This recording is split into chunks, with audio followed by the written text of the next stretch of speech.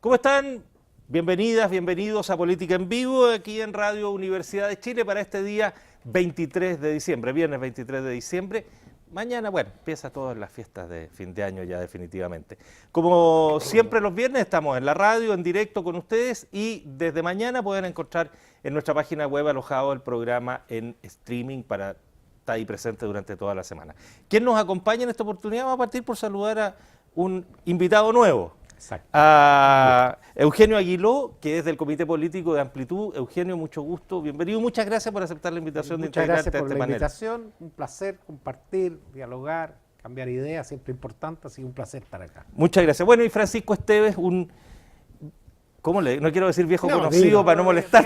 Dilo, no, por favor, nos faltaba. Amigo de muchos años Sí. de este programa y de muchos otros. Francisco, bienvenido, muchas gracias. Sí. Francisco, director del Museo de la Memoria, entre muchas otras cosas, lo que haces en la actualidad, Sí.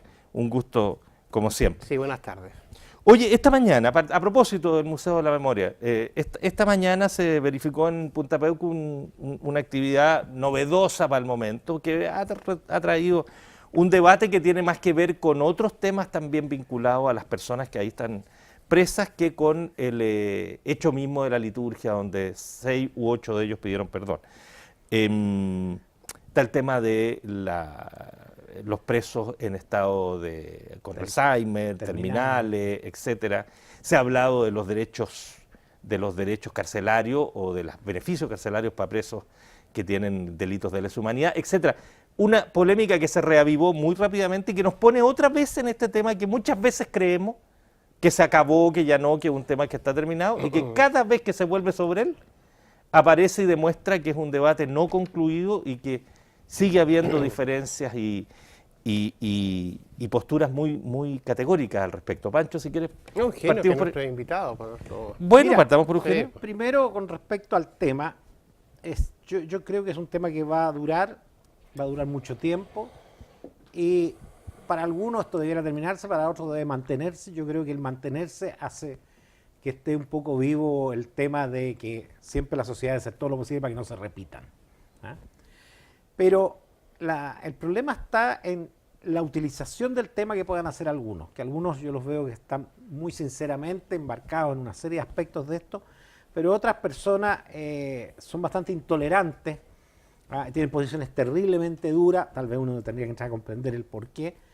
Y esta ceremonia que surgió, que se realizó en la mañana de hoy, ha recibido críticas bastante fuertes de un sector que incluso fue a protestar allá, tienen todo el derecho a hacerlo, que ya el perdón es extemporáneo, que no.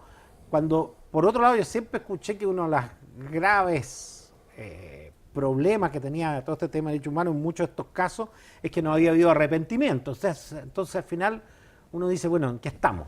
Si la crítica era que no había habido y que eso a lo mejor había morigerado algunas penas, por otra parte, cuando lo hay, indudablemente que es tardío, si eso no lo vamos a discutir, debería aceptarse. Aparte que están involucradas personas que tienen una respetabilidad muy grande en esto, como el padre Puga, el padre Montes ha hablado de esto, o sea, no son personas que aparecieron hoy con un oportunismo, como dijo alguno, sino que han tenido una vida en que se han preocupado de estos temas de verdad y que han hecho mucho por estos temas. Unos han sido criticados, otras veces no, han sido motejados, etcétera, pero lo han llevado desde siempre y están en esto. Por lo tanto, yo creo que las personas que tienen que ver con esto debieran escuchar esas voces, porque claramente siempre pedir perdón es un síntoma de valentía. Indudablemente uno habría preferido que esto hubiera sido mucho antes, pero más vale tarde que nunca, dice un dicho. Pero me preocupa esa reacción adversa de algunos grupos que el día de ayer o anteayer creo que se encadenaron en La Moneda. En la catedral. En la catedral. Entonces no creo que no corresponde. Yo creo que hay que aceptar este tipo de cosas y ser un poquito más tolerante, un poquito más comprensivo. Y bueno, y para los que somos cristianos la misericordia es algo importante. Indudablemente la justicia tiene que actuar, pero ellos están dando ese arrepentimiento. Y claro, esto surge tal vez fruto de todos estos movimientos que hay para que las personas que están con problemas de salud serios, Alzheimer, que eso que tienen Alzheimer ni siquiera sabe dónde están ni por qué están ahí, se toman algunas decisiones. Yo creo que esas decisiones también hay que discutirlas y podrían implementarse. Y yo creo que eso no afectaría el fondo del tema de los derechos humanos. Francisco Esteves. No, yo tengo una posición distinta a la de Eugenio. Ya. En primer lugar, en la doctrina clásica de la tolerancia dice que uno tiene que ser tolerante hasta que se violan los derechos humanos. Es la violación de los derechos humanos lo que te deja fuera de lo que se puede llamar así la soberanía de la tolerancia. La tolerancia es el respeto al otro, es una búsqueda de la verdad en el otro, pero tiene el límite de que tú no puedes tolerar las violaciones a los derechos humanos. Eso es un punto muy fundamental. Las personas que han ido a protestar esta mañana y antes no son cualquier persona, son personas que son familiares de las distintas agrupaciones. Y debo decir lo siguiente, que los familiares han tenido mucha generosidad. Hay un aspecto histórico que quiero destacar. A mí me tocó impulsar, y creo que fue justamente con el apoyo, estábamos conversando recién acá, de Lili Pérez, entre otras personas, una gran campaña contra la pena de muerte, que se llamó Campaña Cinta Amarilla. Y esa campaña contra la pena de muerte la impulsó la Fundación Ideas en ese momento, fue el año 1996, se había producido un hecho de sangre muy complejo, que era el tema de Andaur, no sé si ustedes se acuerdan, y había una demanda para que se aplicara la pena de muerte a los responsables de este crimen terrible que había ocurrido en la capital. Pues bien, frente a eso, en la Fundación Ideas, que yo dirigía en ese momento, decide realizar una campaña contra la pena de muerte, en general, en la sociedad. Campaña Cinta Amarilla, que se llamó. Y esa campaña fue apoyada por Amnistía Internacional y por la agrupación de familiares de ejecutados políticos. Es muy importante esto porque los familiares, o sea, de los ejecutados políticos, son personas que fueron llevados ante un pelotón de fusilamiento o ante otra forma de exterminio, y es casi como natural que uno pueda pensar en la venganza de quienes han sido víctimas de algo así, pero sin embargo los familiares en esto fueron muy generosos y decir no estamos por la pena de muerte para nadie, ni siquiera, ¿no es cierto?, para los condenados por delitos de lesa humanidad. No está ahí el punto, no está el punto en la generosidad que la ha habido. El punto, en mi opinión, está en lo que estrictamente es la doctrina de derechos humanos. Y la doctrina de derechos humanos indica que los crímenes comunes son tratados por la sociedad de un modo distinto a los crímenes contra la humanidad. Aquí estamos hablando de crímenes contra la humanidad, ese es el tema. Los crímenes contra la humanidad son aquellos que se ejecutan bajo una dirección de un organismo, que es el Estado, y ese organismo, que es el Estado, a través de distintas ramas, procede a la eliminación de personas, a su secuestro, a su tortura, a su detención y desaparición, etc.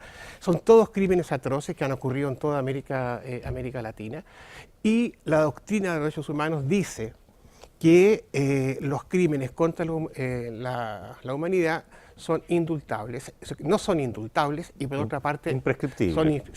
Exactamente, no son imprescriptibles. De manera de que aquí lo que se está aplicando es una estricta doctrina, que es una doctrina que además es de jurisdicción universal. Es decir, lo siguiente, si pasara que por alguna razón algún órgano jurisdiccional chileno decidiera darle la libertad, indultar a personas que son responsables de haber cometido crímenes contra la humanidad o crímenes de lesa humanidad, como también se llama, entonces, ante esa situación, cualquier Estado del mundo o el Tribunal Penal Internacional puede reclamar para sí el derecho de hacer justicia, porque estos son crímenes que quedan bajo la categoría de jurisdicción universal. De manera que yo no lo veo, como lo ve Eugenio, como un tema de aceptar algo que tenga que ver con la enfermedad de las personas o con el estado terminal de las personas. Creo que es una situación completamente distinta. Sí, pero yo primero me referí claramente al tema perdón, a esta ceremonia. Y ahí es donde yo veo una intolerancia fuerte y que hay que valorarla. Yo no estoy, o sea, para mí el tema de estas posibilidades de que terminaran sus penalización, sus penas en la casa por el hecho que están absolutamente, aparte que son un costo brutal para la sociedad, etcétera, es distinto a lo que yo estoy planteando. Lo que yo planteo en primer lugar, que fue el tema que se puso acá, de cómo se reaccionaba ante esta petición de perdón.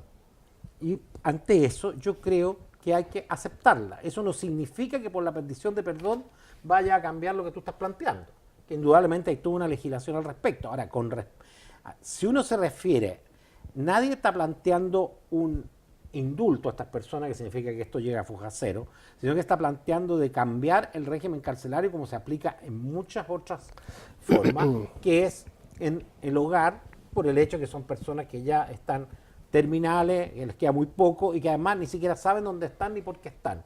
Y para mí eso es distinto. Yo no estoy planteando indulto, estoy planteando un cambio de régimen carcelario que está dentro de la legislación y que se aplica en muchos lugares. Esa es la diferencia. Yo no soy partidario de un indulto, ni mucho menos. Sí hay un caso que siempre me ha preocupado y que, discutiendo el otro día con un muy querido primo mío que sufrió de esto, que es el diputado Sergio Aguiló, tenemos posiciones distintas, pero nos queremos mucho. Le planteaba yo el tema de personas que están cumpliendo penas, pero que en su momento tenían grados bajísimos dentro de la estructura militar, que sabemos lo jerarquizada que es, además el momento que se vivía, que ahí yo siempre he pensado que debería haber un tratamiento distinto, porque no son los que daban las órdenes, las recibían, y siempre da para pensar qué hubiera pasado si hubieran rechazado esas órdenes. Yo creo que el resultado final no habría sido el de los mejores, no hay que ser muy hábil para pensar eso. Y él me decía que no, que prácticamente no habían de ese tipo de características. Yo entiendo que algunos hay. Son poquitos. Y eso yo los analizaría derechamente por lo que yo estoy planteando. Pero yo no estoy planteando el fin, yo estoy planteando que en ese otro tema podría haber un cambio, podría estudiarse un cambio de régimen carcelario, como se le ha dado a mucha gente ahora, que la presión obligatoria en la casa, y que no es ni con salida nocturna, ni que es en la casa, preso ahí en su hogar, para que además la familia responda a sus cuidados y todo eso, porque la persona ni siquiera sabe dónde está. Pero aparte de eso, yo reitero, a mí me preocupa la actitud que han tenido grupos con respecto a personas que, aunque sea tarde, quieren pedir perdón. Yo creo que eso hay que valorarlo. No significa que yo vaya a incidir en lo otro, yo lo valoro. Y punto. Y eso yo creo que es bueno. Eugenio, Francisco Esteves. Disculpa, Eugenio, pero el tema está en la naturaleza de ese arrepentimiento, porque aquí también existe la noción de lo que se llama el arrepentimiento eficaz. El arrepentimiento eficaz es cuando la persona que ha estado involucrada en graves delitos como los que estamos conversando, dice, mire, yo voy a entregar estos antecedentes. Yo voy a decir que las personas que ustedes están buscando han sido ejecutadas en tal parte, o se encuentran enterradas en tal parte, o se encuentran desaparecidas por esta circunstancia. Son todas estas personas que están ahí, que las que estamos comentando, son personas que tienen antecedentes, porque trabajaron en organismos de esta naturaleza. Entonces, decir, mire, yo voy a pedir perdón, pero no colaborar en la entrega de la información básica, que es lo que constituye el arrepentimiento eficaz, uno hace pensar de que esa petición de perdón nace solamente de un interés de querer justamente lograr lo que tú estás diciendo, un beneficio carcelario. Entonces, el punto principal es el arrepentimiento eficaz. Cuando hay arrepentimiento eficaz, las personas, todas las personas, yo tengo esa impresión, tienen una actitud distinta frente a quienes manifiesta este arrepentimiento eficaz. De manera de que si el perdón es un perdón como cualquier persona que dice yo hice una barbaridad y quiero pedir perdón, está bien. Pero desde el punto de vista jurídico, que es lo que a mí me interesa señalar, es que las consecuencias favorables para el tema de su detención tienen que ver principalmente con el arrepentimiento eficaz y en segundo lugar con lo que es la doctrina en materia de derechos humanos a nivel mundial. No hay aquí ningún tipo de ensañamiento contra algunas personas. En lo personal, yo creo que este es un punto también que puede haber discrepancia entre los organismos de derechos humanos. Yo no tengo una crítica a que esas personas estén privadas de libertad en Punta de Peuco, por ejemplo, porque aunque se supone que es un recinto carcelario que tiene mejores condiciones que otros, aquí, insisto, es la especialidad del caso. Estamos ante situaciones especiales que son de violaciones a los derechos humanos. Me permiten plantearle una manera de mirar, porque yo creo que en el tema del perdón, creo que al final dice más o menos en ese sentido de acuerdo. ¿Será auténtico o no será auténtico? Está en las conciencias de cada quien. ¿Qué sentido tiene hacerlo? Para algunos puede tener mucho, para otros poco. Yo tengo la sensación de que quienes protestan, fundamentalmente que son los familiares, no creen en el arrepentimiento, digamos, y manifiestan eso. Pero el otro punto que yo creo que es el que está colateralmente, se me había pegado la palabra, colateralmente, que tiene que ver con los enfermos terminales, por una parte, o los con Alzheimer, sobre los cuales se pide un gesto humanitario, decir, mire, déjalo morir en su casa, ¿qué sentido tiene que se quede ahí? Con lo cual no hay cambio ninguno en la pena, sino que en el lugar. Esa es una mirada... Sigue perpetuo ahí. Claro, y se supone que es humanitario. Hay una serie de reflexiones que hay una de Carlos Peña en particular que me pareció muy atractiva, donde habla de que la persona que, por ejemplo, que tiene Alzheimer, le ha sido sustraída al Estado por la naturaleza el verdadero ser de esa persona, y lo que tiene ya no es al que tenía detenido, y qué sentido tiene esa pena. Él lo hace extensivo, este gesto, entre comillas, humanitario, o como se llame, a cualquier tipo de preso. Sin embargo, ¿puedo interrumpir sí, al tiro, y no termino para el otro punto, que es el otro que tiene que ver con que viene pegadito y que están las peticiones de beneficios carcelarios, que ya ahí ya estamos hablando de romper la imprescriptibilidad y otras cuestiones que tienen que ver con derechos humanos. Y ojo, yo creo que los que pidieron perdón no hay ninguno que sea enfermo terminal porque no están en condiciones ni siquiera. No, esos no. O sea, eso es otro grupo que no debe estar ahí tirado en una cama y eso no participaron. Ahora tenemos antecedentes de algunos que dijeron que estaban locos y de locos no tenían nada. Pues también, bueno, eso lo hemos visto muchas veces en la justicia. Hay gente que hace cosas, se vota loco y le creen y terminan en otros lugares y de loco no tenían nada. Mira, yo ese es otro cuento, no creo que la persona que tenga Alzheimer deje de ser persona. Yo no participo de la opinión de que esa persona ya no sea solamente un cuerpo o que sea solamente una especie de autómata. Nosotros conocemos personas que tienen Alzheimer y merecen un tratamiento completamente distinto, de dignidad y respeto a sus personas. Pero lo decía en el término de que no es la misma persona sobre la cual actuaste. Es la misma persona. Es la discusión, por eso te digo, es interesante el tema. Persona no reconoce familiares, no reconoce nada, por tanto no tiene idea de qué diablo hace ahí. No, que está enferma efectivamente y ya hay grados, yo he visto terapias que son muy interesantes de recordación. O sea, en primer lugar, creo que ese argumento yo no lo puedo aceptar, en el sentido de, justamente a partir de la dignidad de las personas que tienen Alzheimer. Segundo lugar, mira, yo tengo la impresión que hay que clarificar bien las cosas, porque aquí cuando se está pidiendo esto de que las personas ya sean llevadas a sus casas, no se está diciendo de que haya una vigilancia policial en esas casas. No, pero hay el control que se hace con cualquier lo que en el fondo está ocurriendo es que se les dice, mire caballero, usted ya no está como en sus cabales, váyase a su casa. Y eso es lo que se está proponiendo. Entonces, como el argumento de decir que tiene Alzheimer, yo no lo puedo sostener, ¿sabes? Porque a esa persona le daría lo mismo estar en su casa o estar en el recinto penitenciario. Incluso puede estar mejor en ese recinto penitenciario porque ahí ya es el lugar que conoce. Tú sabes que para las personas que tienen Alzheimer es muy importante tener el encuadre y no cambiarlo de lugar. Pero mira, para mí el tema es otro. Para mí el tema es si desde el punto de vista de lo que dice la doctrina de derechos humanos en esto. Y la doctrina de derechos humanos dice que estos delitos tienen que cumplirse, que no son indultables. ¿Y nunca ha contemplado la doctrina este tipo de casos? No. Hay situaciones como, por ejemplo, en Spandau, cuando estuvo Hermann Hesse. Y Barbie murió solo en Spandau. Era el último. Era el último. Era el último, exactamente. El último a apagar la luz fue el caso, porque no había nadie más. Nadie más, y la cárcel siguió abierta solo para Klaus, que estaba muy viejo, muy enfermo, y vigilado, y una cárcel internacional, además. Ojo, Spandau no era una cárcel de la cual respondía todo el mundo, digamos. Exactamente. Ahora, lo que sí también han dado algunos de argumento, que las personas si una persona comete delito y después están en estado de problemas psiquiátricos o cosas así, ni siquiera es juzgado. También han dado algunos de esos como argumento. Pero acá ese yo no lo comparto, porque aquí fueron juzgados cuando estaban en sus cabales. Pero sí yo insisto, o sea, yo creo que mantener la detención domiciliaria, como la tienen muchos, en este tipo de casos específicos, que además tú le endosas a la familia un cuidado que está teniendo que dar el Estado con un costo bastante alto además, a mí me parece bien.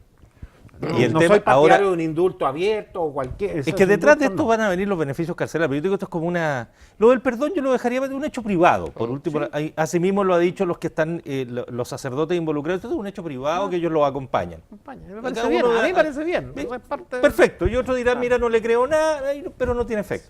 Pero la discusión se abre ahora, estas dos peticiones que nos van a, que vienen, ¿no? Esto del gesto humanitario con los terminales y los enfermos de Alzheimer, pero detrás viene también el que, bueno, empecemos a darles beneficios carcelarios, porque ¿por qué no los van a merecer si son presos y todos los presos? Y ahí es donde Ahí viene yo toda creo una que... discusión de igualdad ante la ley, igualdad ante la Constitución. Claro, pero ahí la Pero ahí doctrina entra la de derechos doctrina que dices humanos tú, es, claro, pero- es Bueno, yo quiero hacer inevitable. una derivada de esto.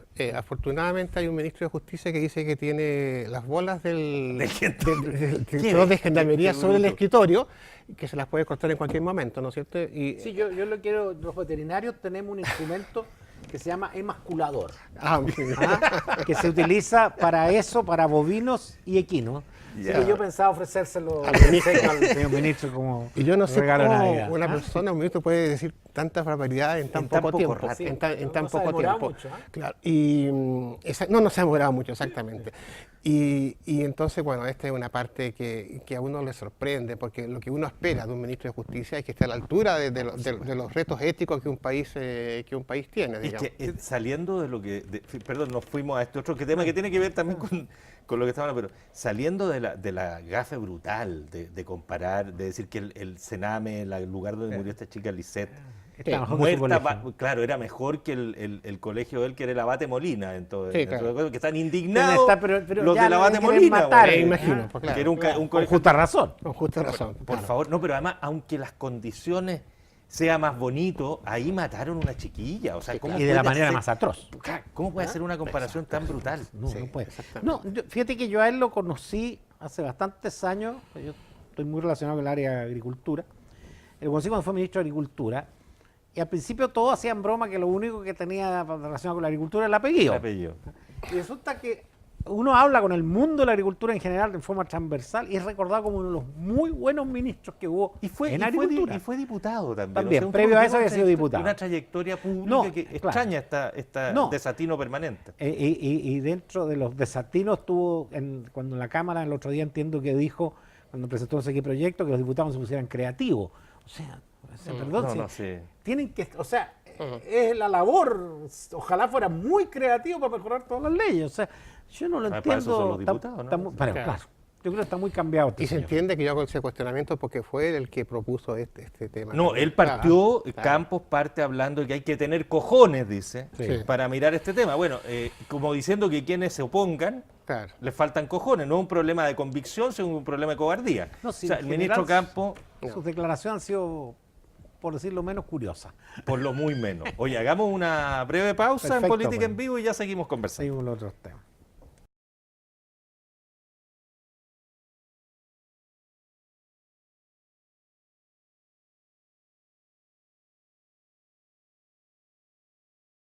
Estamos de vuelta en Política en Vivo, conversando con Eugenio Aguiló, integrante del Comité Político del Partido Amplitud, y con Francisco Esteves, director del Museo de la Memoria. Hablamos largamente del tema de derechos. Lo que queda como conclusión es que este es un tema que sigue necesitando más debate, más conversación, que no está ausente.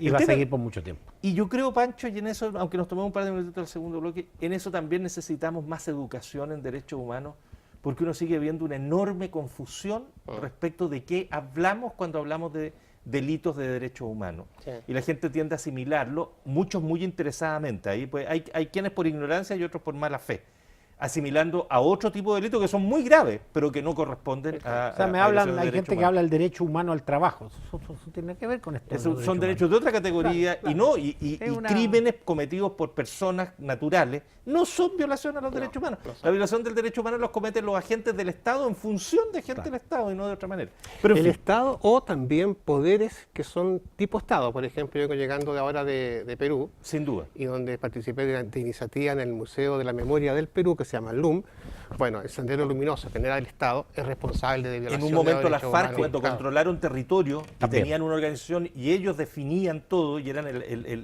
no había intervención Eran del Estado. equivalentes a Estado. Eran equivalentes Eran a Estado. Se le equivalentes hace una al Estado, equivalencia sí. al Estado y Pero el ahí sí Sendero se... Luminoso igual, o sea, Igual, manejaban por supuesto. regiones. No, por Pero te supuesto fijas que que sí. funciona la equivalencia, no simplemente que sean actos violentos, sino que Sí. tiene que haber una equivalencia Sí, al sí, Estado. sí, sí. Pero, oye, yo les- Perdón, porque alguien recordaba días atrás las acciones del Lautaro, esto que dirigía no, Osandón. era totalmente distinto. Claro, eran Sergio espantosas. Aguiló. Sí, claro. Pero era otra cosa. Son actos, violencia política, algunos la dirán que calle, yo creo balazos, que hubo todo. algunos actos que fueron derechamente terroristas, en el Obviamente. caso de Sí. Lautaro, Sí. Obviamente que sí. pero no eran violaciones a los derechos Claro, humanos. era, eran por eso otra digo, cosa. era distinto. Yo discutía eso mismo. Exactamente. Son distintos. Por Exactamente. eso se trataron de manera distinta. Estimados Eugenio y Francisco, yo les quiero poner un problema. Mañana es 24 de diciembre. Bueno, es una fecha que para algunos tiene un enorme significado, para otros mucho menos. Todos compran igual, pero es más o menos... Unos compran más, otros menos. pero entonces, nos hemos pasado un año difícil, varios ya no uno, donde hemos tenido mucha queja, muy justificada por lo demás, mucha rabia muchas veces,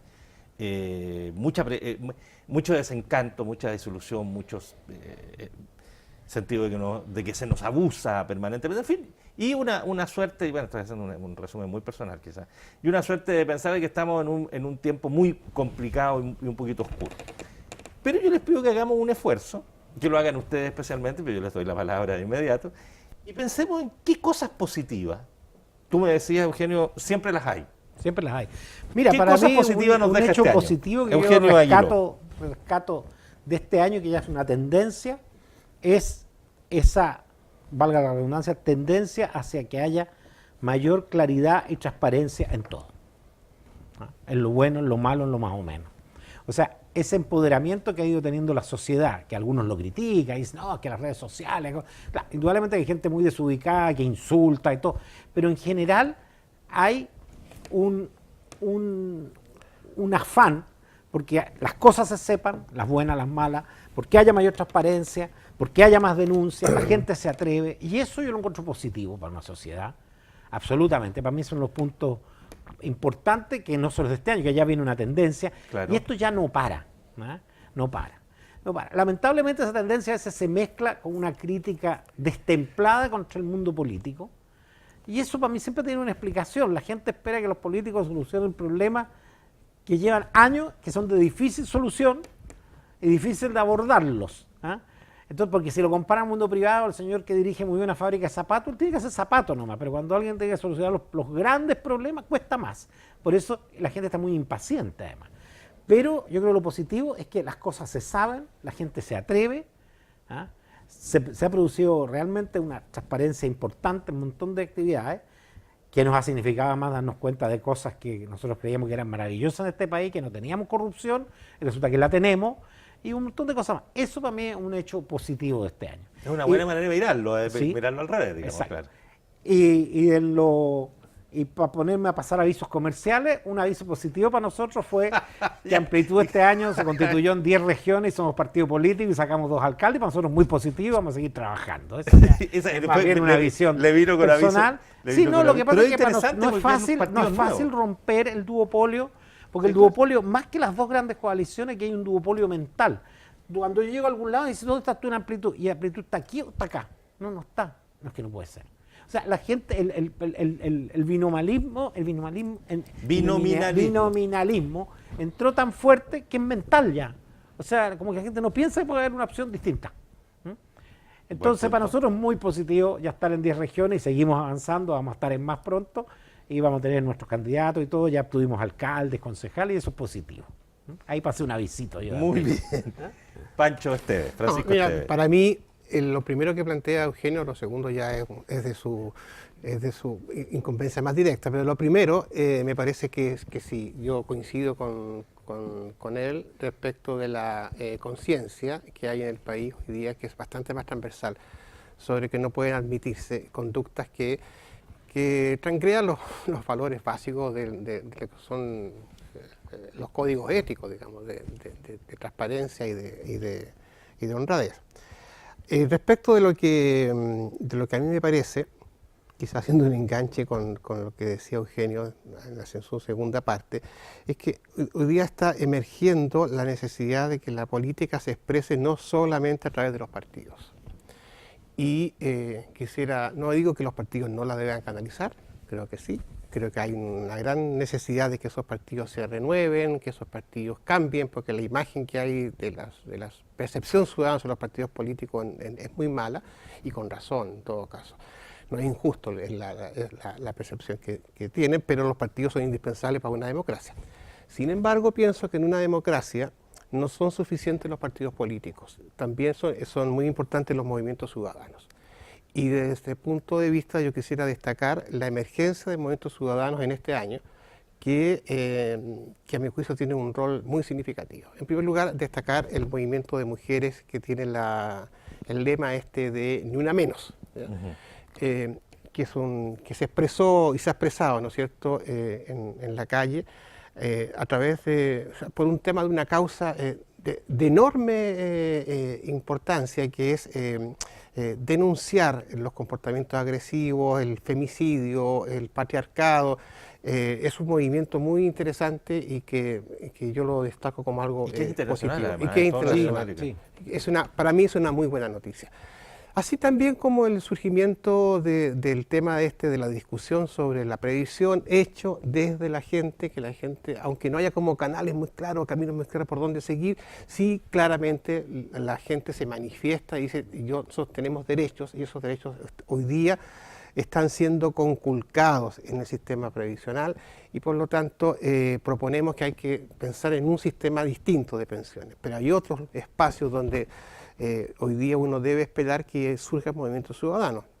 Tú lo planteabas un rato atrás, Felipe, necesitamos que haya una presencia activa de la ciudadanía para defender a los niños en Chile de la violencia, de la agresión y particularmente, ¿no es cierto?, en este caso, del mal cuidado que han tenido esos niños cuando han estado bajo la tutela del Estado. Y aquí la necesidad de un movimiento ciudadano de esa naturaleza se hace muy evidente. Hay otros movimientos que tienen que surgir para grandes temas. Entonces, a mí, desde el punto de vista de la pregunta, que siempre es difícil de responder, qué es lo positivo del año, yo diría que junto con la primera parte de lo que señala Eugenio, me parece muy interesante esta capacidad que tiene la ciudadanía de empezar a manifestarse a través de estos movimientos. ¿Y algo más podríamos encontrar o no? ¿O nos metemos en otro tema derechamente? No, yo te digo, ahí planteamos dos grandes temas que engloban además muchas cosas. Pero claramente uno puede ir sacando cosas positivas por área, qué sé yo, puede entrar en la parte deportiva. Lo que te quiero decir es que de alguna manera ustedes coinciden en un punto, y es el retorno a la ciudadanía. Exacto. Y que lo positivo de alguna forma de la crisis, que es evidente que tenemos una crisis política sobre la mesa, es el retorno a la ciudadanía como factor de salida, ¿no? Tú tocaste un tema de la imagen de los partidos políticos tradicionales. Fíjate que ellos están con serios problemas para el refichaje. Se los iba a plantear. Que es a través del computador, de la página web. Hay partidos que tienen 4.000. Nosotros tranquilamente yendo a la que persona tiene que ir a los partidos nuevos, no exige ir a notaría, a firmar delante del notario, y si hace una actividad tiene que ir el notario. No puede venir ese funcionario que dice firmó ante mí, que el que lo atienda uno para todo cuando va a notaría. Bueno, nunca ve a los notarios. No, aquí no, tiene que ser el notario. Pese a eso, nosotros logramos, en este momento estamos como con 10.400 militantes, que para uno puede ser poco, pero resulta que es más del doble de partidos muy consolidados, que no los voy a nombrar para no meterme en lío, pero que han dicho públicamente que quieren cambiar este refichaje, porque no han podido hacerlo. Claro. Tienen plazo hasta abril y son 18.000, entiendo. Claro, exacto, 17.000 y algo. Y algo, sí. Que es la misma cifra que nosotros necesitamos para hacer partido, con la diferencia que nosotros tenemos que llevar a la persona, venga para acá, firme aquí, firme ante mí, puso el dedo, etcétera. Y resulta que uno ve que nosotros lo hemos ido logrando, y los partidos tradicionales están con serios problemas. Lo mismo las bajas participaciones en las elecciones internas, tienen 100.000 militantes y votan 6.000. Ese fue la UDI. Sí. Y Renovación también, las mismas. Yo quisiera también seguir la misma línea que estaba planteando. Creo que la otra necesidad importante es que surja un movimiento de lucha contra el racismo en Chile y contra la discriminación y la xenofobia. Y además, al mirarte me acordé de tu pasión y tu amor por el fútbol, digamos, de cómo esta vergüenza de que se dice que el público, eso te voy a preguntar a ti si será así, pero que el público deportivo chileno, el que va a los estadios, es prácticamente el peor. El que tiene más, Chile, que tiene más sanciones. 10 Claro. en Latinoamérica. Por 10 xenofobia. sanciones y el último significa que las 3 próximos partidos que deberían ser de local en Chile se van a tener que jugar en un estadio distinto al Estadio Nacional. Ya. Lo que sigue de eso es que te obliguen a jugar sin, Sin público. Y ahí la recaudación, chao. No, y además el factor de localía y el Sí. sentido de un espectáculo deportivo. Fíjate que Ese es un tema. ese es un punto. ¿Qué sociedad tenemos? Porque yo aquí les pongo el otra cara de la moneda. Hay cosas que son positivas, pero yo creo que a final de año nos hemos encontrado, y esto es quizás una obsesión mía, con 2 de las cosas más terribles que conocemos. Una tiene que ver con los niños y particularmente con este niño que asesinaron en Temuco Eso ya bajo es. tortura. Es Pero esto tiene que ver con un país que estamos construyendo donde la desconfianza, la lógica de que yo tengo que resolver el tema porque a la justicia la desacreditamos completamente, y donde la violencia es un recurso que yo puedo utilizar contra esos que deshumanicé totalmente, me hizo acordar de lo humano y los humanoides y de toda esa lógica. Y que se ha naturalizado de una manera muy importante. Yo creo que es un cuento que yo echo mucho de menos que no haya sido un tema mucho más fuerte en Que la este muñeca. minuto que la Por ejemplo. muñeca, por ejemplo, que fue grave. Sí, y que fue claro. un desatino brutal. Sí. Pero fue... Pero la cobertura de eso versus todo otro no se compara. Y la reacción de las autoridades. Yo creo que la Presidenta de la República debe haber hecho una cadena nacional para decir, oiga, paremos, miremos, reflexionemos qué país Es muy estamos terrible. haciendo. Y pasó, no diría colado, pero no pasó no ha sido muy inadvertido. O sea, claramente Eugenio eso es Aguirre. la antítesis de lo que uno espera de una sociedad que pretende ser desarrollada alguna vez. O sea, es volver realmente a una época cavernaria. O sea, claramente no tiene explicación. No hay nadie que pudiera justificar lo que sucedió ahí. ¿Ah? Y el tema que tú tocas recién de la xenofobia y de las migraciones, también es un tema que, si bien es cierto, es bueno haberlo puesto en el tapete, a mí me preocupan mucho las opiniones que se dan. Que uno nota que aquí hay... Claro, la gente en este país no tenía nada contra la gente de raza negra porque no habían, llegaban un par de basquetbolistas cada 10 años, jugaban la pelotita, entonces era como simpático. Pero hoy en día hay gente que reacciona mal. Una anécdota, un sobrino mío fue candidato a concejal en la comuna que yo vivo, en La Reina, y haciendo casa a casa, en 3 o 4 hogares le dijeron, mire, si usted me asegura que echen a los negros que están atendiendo en estos locales, yo voto por usted. Él quedaba, pero... Qué horror. Él quedaba para adentro, le decía, gracias, no vote por mí. Un chico súper cristiano de la iglesia y todo. O sea, pero para que haya gente que plantee eso me preocupa. O sea, yo creo que aquí las autoridades tienen una terrible responsabilidad de ver cómo se canaliza el tema de las migraciones. Indudablemente que quien delinque, es migrante y todo, hay que tener una cierta política al respecto, y muchos países lo hacen, ya sea de que, pero una vez que la persona se comprobó que eran culpables, etcétera. Pero hay una xenofobia en parte importante de nuestra sociedad que también se refleja en lo que sucede en el Estadio Nacional, porque dijimos, no, que son los del tal sector. No, perdón, el Estadio Nacional es parejito, hay de todo. Y a las elecciones es carísimo ir. Claro, y a las Y son elecciones... abonados, Claro. que compran Claro, tickets claro. por todos los partidos. Claro, entonces uno ve, y resulta que, como dices tú, o sea, 10 sanciones y las que vienen va a ser jugar Pero sin ahí público. volvemos a un tema que tú lo planteabas, Felipe, que me parece muy principal, la necesidad de una educación. De una educación en derechos humanos. Y en humanidad. Y en humanidad, claro, pero los valores de la humanidad hoy día están expresados en los derechos humanos. Sin duda. Y en ese sentido, en toda la amplitud, por supuesto que los derechos del trabajo, pero también el de los derechos de las personas migrantes, los derechos de los niños, los derechos de las mujeres. Y creo que nosotros no es suficiente con pensar una educación cívica como tradicional respecto de qué son las instituciones o la importancia de las leyes, que sí es necesario, pero principalmente tenemos que ir a la profundidad, el tema de una educación cultural por los derechos humanos. Y sí, yo creo que un espacio como este, tu propia destacada labor como periodista, han estado siempre en esa dirección. Y yo quería reconocerlo entre las cosas buenas del año. Esas son las que me hacen el pancho a ustedes, que son complicadas. Pero bueno, oye, démonos nos quedan como 6, 7 minutitos para jugar un rato con la campaña presidencial que está entretenida. Porque, Sí, güey, muy bien. Porque Marta Lago se Se adelantó. Se adelantó, no soportó, no pudo aguantarse. No pudo aguantar. Que el resultado del Mori le aparece Guillé ganándole a Piñera. Esto dentro del margen de los que votan, que es un grupete, digamos. Sí. Fíjate que a propósito de eso y con las nuevas formas con la nueva distribución de distritos y de circunscripciones, las expectativas de muchos de ser, por ejemplo, diputados, dicen, mira, con el 12% de los votos de los que votan, salgo. Sí. La lista. Claro, La lista metido sacada. dentro de la lista. No, está absolutamente tabulado. Sí, no, sí. y- Yo te puedo dar una charla un día de eso, porque me dedico a esa parte. Estoy preparando un informe para eso. Oye, ¿Ah? pero si viene esto de este personaje que irrumpe como es Guillé, que es un personaje, digamos, que uno sabe poco del Guillé político, digamos, uno puede tener una idea muy, muy clara o más antigua del Guillé periodista.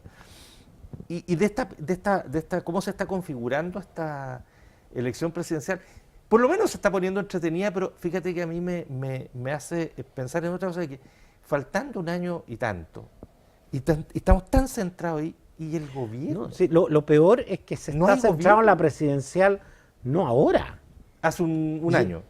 fácil, sino más. Y eso preocupa. ¿Ah? Eso demuestra además que fue un error haber reducido Eugenio de Aguiló. 4 a 6. O sea, de 6 a 4. Yo lo habría mantenido en 6 o 5. ¿Ah? Y para mí el ideal es que la elección presidencial no coincida con la parlamentaria. Eso es una manera de pensar mía. Por cierto. Otros discrepan. Pero yo pienso eso. Yo creo que es una encuesta más. No vamos ni a desvirtuarla ni nada que se le ocurra. Además, las encuestas no han sido particularmente aceptadas en los últimos años. No, En ninguna parte, en ninguna ¿Para parte. qué decir Estados Unidos? Sí. Pero bueno. Pero yo creo que eso demuestra que la gente se va por la persona que cree que es distinta. Y la gente no evalúa que el presidente es uno y que tiene que formar equipo y de dónde saldrían los equipos de esa persona. Y si uno ve el comportamiento del senador Guiller en el Parlamento y todo, él ha votado y él ha sido un parlamentario de gobierno.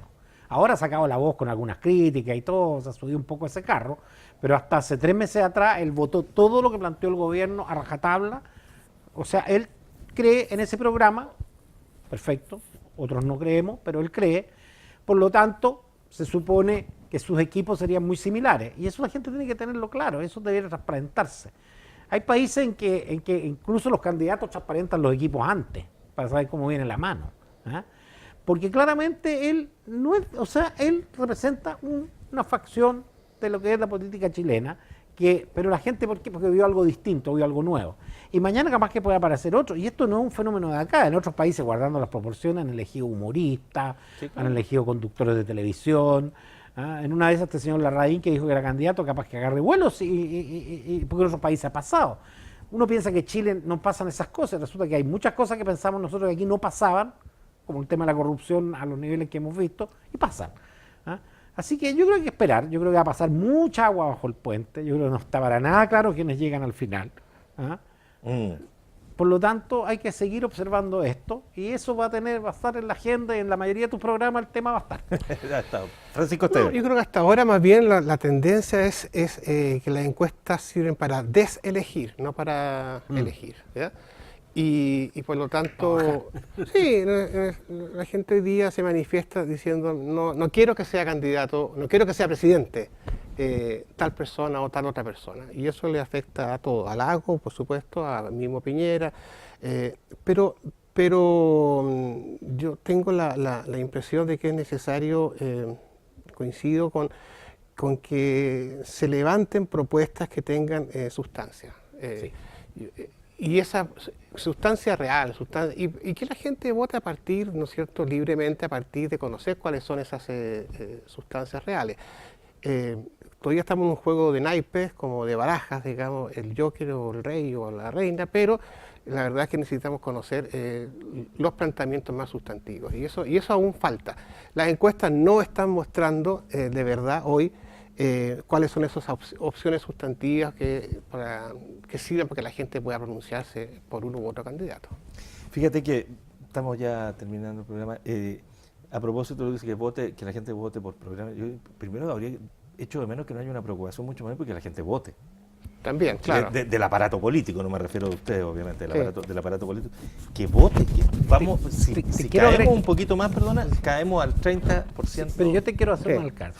Yo me dediqué a hacer un análisis específicamente en la quinta región donde mi amiga Lili Pérez va a la reelección, de cómo ha sido el comportamiento Padrón versus voto. Y si uno ve la cantidad de gente que votó en la parlamentaria del 2009 Ya.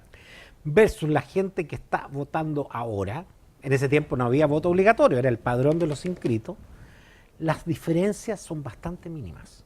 Eso quiere decir que la inscripción automática impactó muy poco. Los que no votaban y no estaban inscritos no siguieron votando aparentemente. Puede que algunos que votaban hayan dejado de votar y otros, pero el impacto, el impacto que yo hice un estudio bien a fondo, sobre todo en las ciudades más pequeñas, en las grandes hay mayores diferencias. Sí, Y las ciudades rurales votan más gente. De hecho, hay zonas rurales en que con voto voluntario votó mucho más gente que la que votaba con voto obligatorio. Exactamente. Ciudades pequeñas de 4.000, 5.000 votantes. No así en Valparaíso, En las grandes ciudades. O sea, eso por un eso lado. te demuestra que los nuevos votantes se resisten a participar del proceso. Eso es un hecho se más resiste. preocupante. Por lo tanto, de todo. está votando más, un poco menos. Pero la diferencia no es una diferencia sustancial con respecto Pero a la que votaron en sí, 2009. es verdad, pero la cantidad de votos no te asegura nada. O sea, hay No, gente- no. la gente puede votar más y votar disparatadamente. No, yo no digo claro, no, pero, claro. pero por incorporar. Pero la a lo que gente voy yo, al no hemos ejercicio logrado ciudadano. incorporar una Sí. masa que no quería incorporarse. Yo creo que Sí. esa es la gran tarea. Yo creo que tienes razón.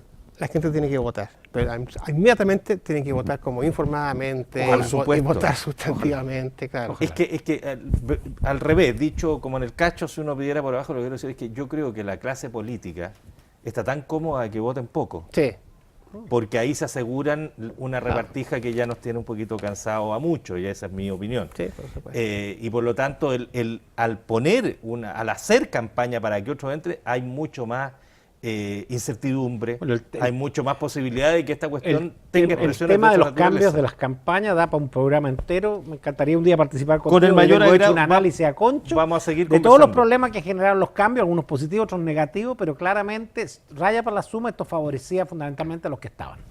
Estimado Eugenio Aguiló, 1.000.000 de gracias de nuevo placer por fue tu compartir acá. gentileza y nos seguiremos encontrando en este Feliz, espacio. pues, Un a gusto tus saludarte. órdenes. Gracias, Francisco Felipe. Esteves, como siempre, un agrado. Un Y que gusto. aunque usted, como no es muy navideño, pero igual que tengan un regalo, Sí, pues. que se acuerden de... Y a los auditores una feliz Navidad también. A todos, claro, que tengan unas muy felices fiestas, que este periodo sirva para pasarlo bien, además, Sí, por en años supuesto. que a veces son muy difíciles. Muchas gracias y felicidades para Gracias, ustedes también. perfecto, pues. Muchas gracias por su compañía. Como ya sabe, hemos estado en la radio, pero nos puede encontrar en el formato televisivo en nuestra página web, en la página del diario Universidad de Chile.